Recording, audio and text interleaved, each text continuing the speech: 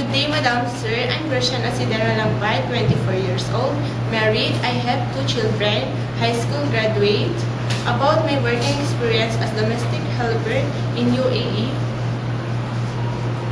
my duties and responsibilities are cleaning, washing clothes, ironing, and car washing. Hi, Miss Gretchen. How are you right now? I'm fine, Madam, Sir. So what are the advantages of the employers if ever they will hire you? Being patient, Madam, Sir, respectful, love, and obedient.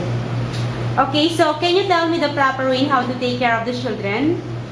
Sir, Madam, by feeding them nutritious food, taking vitamin on time, taking a bath every day, playing with them, tutoring, and love them as my own child, Sir, Madam.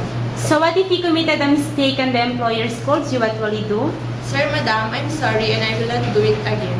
What is your last message or promise to your future employer? Sir, Madam, please do hire me because I really need this job for my future children, and I promise to you I will do my very best to finish my contract, 2 years contract. Thank you, Miss Gretchen, and hope to see you soon in Singapore. Thank you, Sir, Madam.